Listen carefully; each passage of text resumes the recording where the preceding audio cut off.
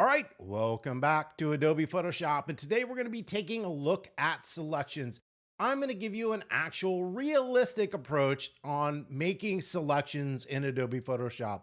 So can you just click on things and make it work? Yes. Does it work perfect? No. Are there aspects that make a selection better in one image than other? Yes. And guess what? I'm going to give you all the answers today. And if you watch to the end, I'm going to give you some great suggestions on if you're importing a new image into that selection as a background, what you need to look for and what you need to do to make it look a whole lot better. What we're going to do here is I'm going to bring up 3 different people, and all the images are a little bit different. However, one of the images is going to make a much better selection than the others. So everybody is under the impression that any image that you give somebody, Photoshop can make an absolutely wonderful selection. Now, if you have more experience, can you make a better selection? Yes, but in general, there's some really easy things that you need to follow to get excellent results. So we're going to slide on over to Photoshop and take a look. All right, so we have this first image here, and I have a series of images. And what makes good selections in Photoshop is the image that you start with. All right. So if we look at this image, it's really busy. There's a lot going on. We have a lot of stray hair here. That is going to be difficult to select because there's contrast and color behind that head. If we come on over to this image, you'll notice that, yeah, we have some light and dark values, and her hair isn't perfectly sharp on the edges, but it's very neutral in the background. This is going to make a better image.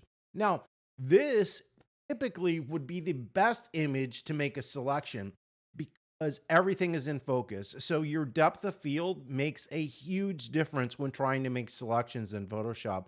So since basically all of this hair is in focus or close to in focus, Photoshop essentially should make a better selection. However, we have this color here, and this color is going to cause some issues right in this location.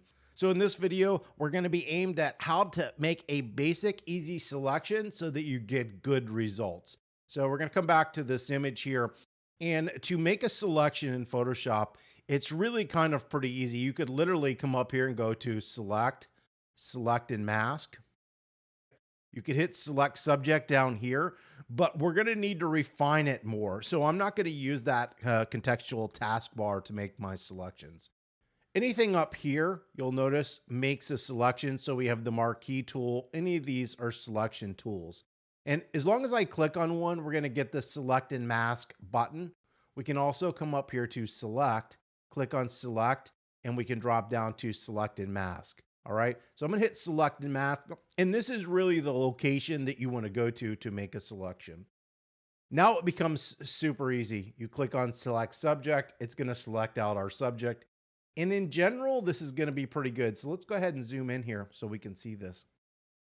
So what happens with hair is it kind of makes it semi-transparent when it tries to select it, and that kind of causes some issues. Also, we got some weird color here from the light, and you can see right here where this area and this area and these little bits need to be selected better. We can refine that. Photoshop has added a button a couple years ago that says simply refine hair. So this is going to try to look for some hair. You can see it brought it up here. But if you look, it's a little bit gray there in the background, and so it's picking up that background color in the image, which is going to look wonky, as we'll see. So that's our basic background image. We're going to go ahead and output this as a new layer with a mask. If you don't see that, it's because this is closed. Just open it. We're going to do new layer and a mask, and we're going to simply hit OK. And yeah, that looks okay, right? Because it's on a translucent background. And if you put this on a white background, guess what? It's still going to look good. So what we're going to do is we're going to actually put a gray background behind it, because then you're going to see how bad it looks. So we're going to go ahead like that. On a Mac, it's Shift Delete. That's going to be your fill command. We're going to fill with 50% gray. And yeah, now it doesn't look so good. You see all those white halos and everything looking wonky, and there's that gray area in the background. So if we tried to incorporate this into something with a background that wasn't white or translucent, it's not going to look so good. All right. And this is just proof that when you're taking photos, this is going to be cut out. Shoot it in a location that's going to make the process seamless. A white background. She's got dark hair. If you have blonde hair, you might want to choose a different color background so it doesn't blend in.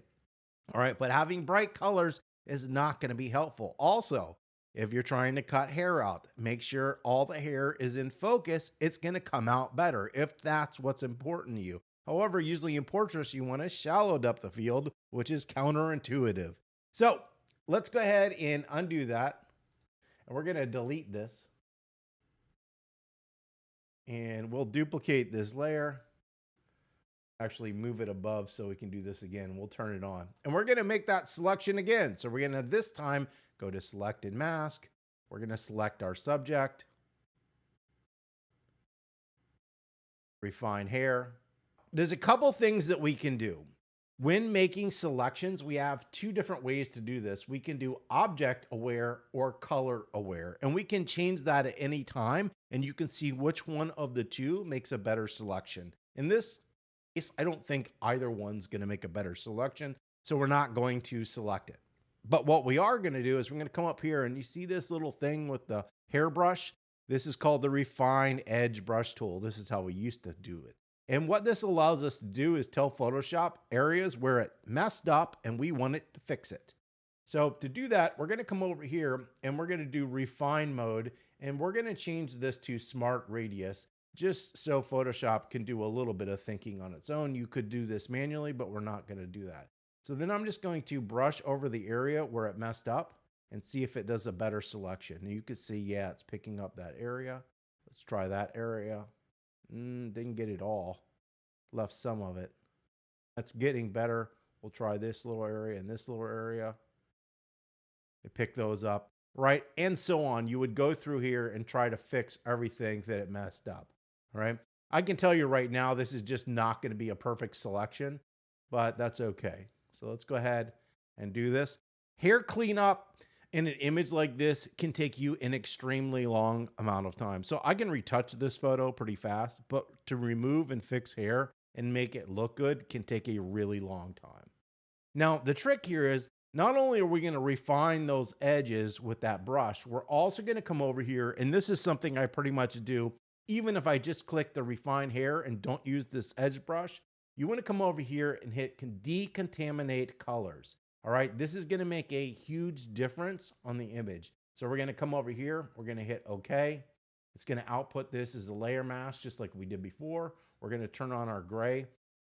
It's doing a better job. You can see we've gotten rid of some of those halos that we saw before. We still got this funky color and this weird stuff going on here in the image. All right. Are there ways we can fix that? Yes. We're not going to go into those today. So what we're going to do is we're going to go ahead and close this image out because we don't need it anymore. And let's take a look at this image because look, it was shot in the studio. It was a lot cleaner. It should select better. So we're going to come up here. We're going to hit select and mask. We're going to hit select subject. It should do an awesome job at this. Hit refine hair. We're going to hit decontaminate colors.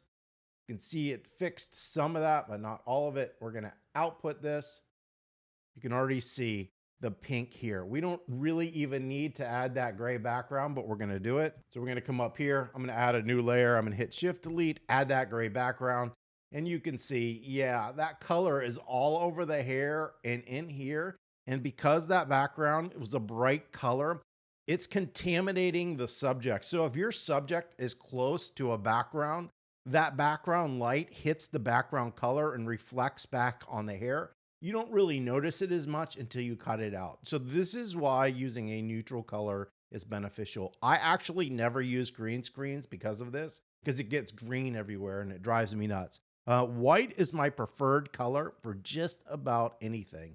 So we can see that image selection makes a huge difference. So now we're going to do the exact same thing with this, which is a much more neutral, but look, it's not that in focus back here, but you're going to be surprised at what this does. So we're going to come up here. We're going to go select and mask.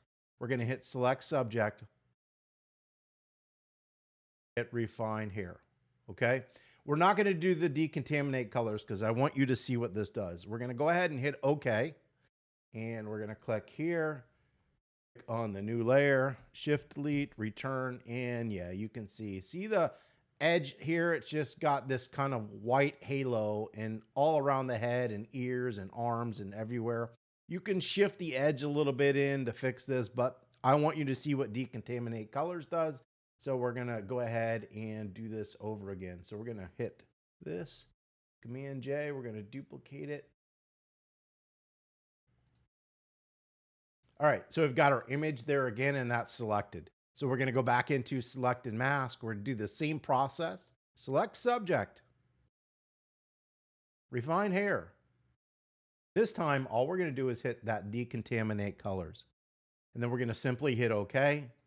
So just like that, if we look at this image, that white halo around the hair is completely gone. So we've made a much better selection on this image than that image before. Now, this has some funky white around here. We could use that refine edge brush or something called shift edge inside of select and mask to help refine that. Now, in situations like this, a more intelligent way to make the selection is you would make a hair selection on one layer and then a body selection on the second layer. And we would do them independently because we would be doing stuff just a little bit different to make those selections work better. But that's not really the point of this video here today. So let's come on over here.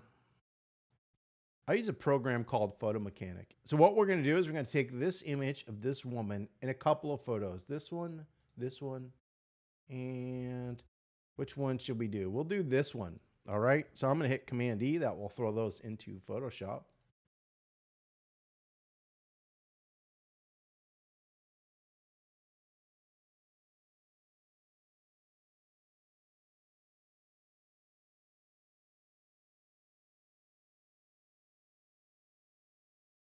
And here is our subject. Now, one of the key aspects I want you to pay attention to is I'm going to draw a guideline down. This doesn't affect the photo, but it's showing us where the horizon line is. So if you're dealing with people and you're putting backgrounds in photos, that horizon line makes a huge difference. So notice it goes through almost just below her shoulder and her arm. Okay. That's the perspective of this image. So when you're taking photos, the millimeter or focal length of your lens matters. The distance from your subject matters. The lighting matters, right? Those are all aspects that are going to make a huge difference on whether something looks realistic or not. We can fix the color, but some of those other aspects to make an image look realistic, especially if you have feet, all this stuff is going to matter. So what we're going to do is we're going to go to select and mask. We're going to hit select subject. She doesn't really have hair, so we don't really need to, but we can click it to see if it makes a better selection. We're good. We're going to output as a new layer with a mask, and boom, we have selected that subject. So the first thing we're going to do is we're going to drag this up over here to this image, and I'm going to go ahead and drop this down into this photo. I'm just going to hit Command minus so you can see that the photo of the woman is much larger than the background image. That's okay. What I'm going to do is come out here into this gray area, not the image part, the gray. And if I right click, we're going to go ahead and convert this to a smart object. That's going to allow us to transform the image without losing quality and do other things to it. It's just a smart thing to do. So we're going to go ahead and so I'm holding Shift and Option when I do this. If I was on a PC, the command would be Shift and the Alt key. And basically that's scaling in all sides and keeping the proportions. So if you remember in this image, here's our horizon here. All right. Remember our other one was like way up here. So this is way down here. So that's the issue. I'm going to hit Command semicolon. That will remove that. So we're going to come in here and we're going to put our subject into this photo. And truthfully, it doesn't look bad, but it doesn't look realistic. So why does it not look realistic? Well, first of all, the colors are off a little bit, but look how small those flowers are. And when you add a background to an image, everybody does it in focus. It shouldn't be in focus. There's depth of field in photography. And if you focus on your subject, usually your background is a little bit out of focus. So you want to blur that. but we have a scale issue. All right. And part of that scale issue is because that perspective is wrong. That horizon line is way down here. And sometimes that can make your subject look like they're either tipping forward or tipping back in the image. So we could go in and color correct this, but we don't need to because, yeah, this image isn't working. So we're going to go ahead and delete. And we're going to take a look at this other image. I think it is this one over here. So we're going to grab the move tool. We're going to come here and yep, this is looking better. All right. And so what we're going to do in this image is I'm going to go ahead and right click and we're going to make this a smart object as well. I'm going to zoom out a little bit so I can see what I'm doing. I'm holding the same thing, the shift and the option key, which is shift and alt on a PC. I'm just going to scale that a little bit. And if we remember, that horizon line was like right about here on that other image. So that looks good. I'm going to go ahead and hit return. So we have put this new image into this photo. And does this look perfect? No, because the color's like warmer here and it's cool in the background. The perspective looks more realistic, but the snow is quite a bit like further in the background to look realistic. Now, could you shoot something with depth of field that is this strong where this is in focus and this is in focus? Probably. But we could also come in here and I'm going to go ahead and I'm going to unlock this image here. And then I'm going to go filter, Gaussian blur, and we'll just do a slight Gaussian blur. So now we're at least getting some depth into this image. Now, the other issue is the color isn't correct. So the goal here is to make this color and this color more similar. And we're going to do this manually. So we're going to use something I don't use a lot in Photoshop, which is actually color balance. And when we do this, if we make the color and I'll adjust it, it adjusts everything in the whole image because this color is on top of both of these colors. However, in this case, we just want it to affect the subject. So what we're going to do is come down here. This thing right here is a clipping mask. And if we click that, you see it as a little arrow. And so now this adjustment, though it looks horrible, is only affecting our subject. And that's what we want. So we're going to go ahead and just remove a little bit of the yellows and cool this image down. I could also come in here and adjust this. So I could go into hue saturation and go into reds. And if I wanted to shift the reds, I could do that. I can also desaturate the reds a little bit. That's how we're sort of manually adjusting that color. Now, in this case, if I want to put that as well, I come down here, same thing, the hue saturation only applying to this layer, not the background layer. And that's the manual process for adjusting color. You're just doing it by eye. Now, there's also an automated version as well. So we're going to come back up here. We're going to take that same image. We're going to get our move tool. We're going to slide this over here. And we've got this image. Now notice that the horizon line is closer to the same in this image as it was in the other image. All right. In this case, the image is a little bit small. Normally I would not do this, but we're going to go ahead and stretch this and make it a little bit bigger so it's a little more realistic. Now our horizon line, I'm not going to use the mountains up here. We're going to simply look at this. So essentially, she should be right about here for the correct perspective. However, I am not a fan of like lines going through subjects' heads. And this is where having the right image makes a huge difference. Could I scale this? Absolutely. So I could scale her up a little bit more, but now she's looking huge and that doesn't look super realistic. So we're going to scale this down, right? And I'm simply going to put her in here. Now we're losing this area of the image. That's okay, because I can come in here and crop this. I'm going to change this ratio to 5:7, and we're going to come up. I don't want to see this little angle right here. We're going to come up. I want to get all the way up to the sky, and that looks pretty good. We're going to go ahead and crop that. And so does it look like she's hovering a little bit? Yes. And this is where I'm talking about that perspective making a huge difference. So if we take this image now and we drop her down to where she should normally be, you can see this is starting to look a whole lot more realistic. Now remember, we need to blur that background so it's a little out of focus and the subject is still sharp, and that's going to make it look more realistic. Now, one thing you could do that is a huge benefit is I'm going to hit Command Z to undo that blur. And with this layer selected, which is the background layer, and what we're gonna do is we're gonna come up into filter and we're gonna go to camera raw filters. This is like going back into camera raw if you shot a raw photo, because what they have is called a depth blur. So I'm gonna hit apply. And a depth blur looks like this. Before we just blurred the whole image evenly. Well, that's not so beneficial because this area gets blurred as much as this. And that's not how photography works. In photography, we have depth of field. So this area is going to be blurred less than this area. So what the depth blur does, it creates a depth map. And then as I blur it, this area is going to be blurred less than this area. So if I wanted to increase the blur amount, I could simply do that. I can hit OK. We're done. So you can see right here, it physically applied that blur to this image. However, the issue with this is it's what we call destructive editing. So I've applied that. If I save this and close it out, I can't go back and fix it. So if you remember this image, I turned it into a smart object.